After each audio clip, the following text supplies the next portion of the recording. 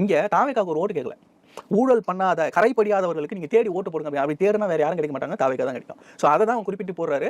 அந்த பேரண்ட்ஸ்க்கு தான் வந்து சொல்றாரு. முக்கியமா அந்த இடத்துல வந்து பணத்தை வண்டி வண்டியத்துல வந்து கொட்டுவாங்க அப்படின்னும் போது இந்த இடத்துல பிசினஸ் பெருசா நடக்க போகுது. ஏன் திமுக எவ்வளவு குற்றச்சாட்டுகள் வந்தாலும் இந்த ஊழல் வந்து வெளிப்படையாவே நீங்க பண்ணிட்டு இருக்காங்கன்னு நினைக்கிறீங்க? 2026 பணத்தை இருக்கணும். அந்த பணத்தை எல்லா வழியில இருந்து கொண்டு வரணும். அதுக்கு இங்க இருந்து எல்லா வழியிலும் கொண்டு போகணும். கொண்டு போய் திரும்ப கொண்டு வர்றதுக்கான ப்ராசஸ்ல தான் இப்ப மாட்டி சிக்கி தவிக்கிறாங்க. ஏன்னா முன்னாடி ஜெனரேஷன்ல வந்து நீங்க பல ஆணையங்கள் கொடுத்த விஷயங்கள் நவீன முறையில் இவங்க பண்ணியிருக்காங்க. விஞ்ஞான ஊழலா இருக்கு. திமுக பண்ணக்கூடிய ஊழலை கண்டுபிடிக்க முடியாது, ஆதாரங்களே கிடைக்காதுன்னு. ஆனா இன்னைக்கு டெக்னாலஜி அப்படி இல்லை. நீங்க வந்து சிம்பிளா உங்களுடைய சிக்னலை வச்சு நீங்க எங்க போயிட்டு வரீங்க, எங்க எவ்வளவு இருக்குன்றது கண்டுபிடிக்க முடியும். டிரான்சாக்ஷன்ஸும் சரி, நீங்க செய்யக்கூடிய தொழிலும் சரி, நிறைய இடங்கள்ல நம்ம டிஜிட்டலா மாட்டிட்டோம். அந்த இடத்துல நீங்க தவறு செய்யலாம். ஆனா வந்து ரொம்ப நாள் அதை வந்து தாக்குப்பிடிக்க முடியாது. ஏதாவது ஒரு லூப் ஹோல்ல நீங்க மாட்டிக்கிங்க. அப்படிதான் இன்னைக்கு திமுக சிக்கி சின்னாபனம் ஆகிட்டு இருக்கு. ஈடுகிட்டையும் சரி, பாஜக கிட்டையும் சரி. பாஜக யாரெல்லாம் சிக்குவான்னு வேடிக்கை பார்த்துக்கிட்டே இருக்கும், உங்களை திருட விட்டுக்கிட்டே இருக்கும். நீங்க நல்லா திருடி ஒரு இடத்துல தப்பா மாட்டிக்கிட்டு அவங்களுக்கு தேவைப்படும் போது உங்களை வச்சு செய்வாங்க. அதான் இப்போ செஞ்சுட்டு இருக்காங்க. டெல்லியில அதான் நடந்தது, இங்கேயும் அதான் நடந்தது. சும்மா இல்லை, ஆம் ஆத்மி மாதிரி ஒரு கட்சியை வளர விட்டுட்டு இன்னொரு ஸ்டேட்டை போய் பிடிக்க விட்டு இருக்கிற ஸ்டேட்டெல்லாம் ஆம் ஆத்மி ஒரு கட்சியை வளர்த்து விடுறதுக்கு பாஜக ஒன்றும் புரிதர்கள் கிடையாது.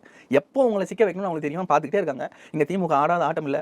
எங்கே போனாலும் நான் பணம் கொடுத்து எல்லா வாழையும் அடைச்சிருவேன் அப்படின்ற ஒரு என்ன சொல்றது, ஒரு மன உறுதியில் இருந்தாங்க. அந்த உறுதி எல்லாமே உடஞ்சு போச்சு. நீங்கள் வெள்ளை கொடி எடுத்து டெல்லி வரைக்கும் போகிற அளவுக்கு ஆகிப்போச்சு. ஸோ அதெல்லாம் நம்ம பார்க்க போகிறோம். இதெல்லாம் உடைக்கிற மாதிரி தான் இன்னைக்கு பேசியிருக்காரு. அந்த பேரண்ட்ஸ்க்கு தெளிவாக சொல்லியிருக்காரு, காசு வாங்கிட்டு ஓட்டு போடக்கூடாது அப்படின்ற விஷயம்.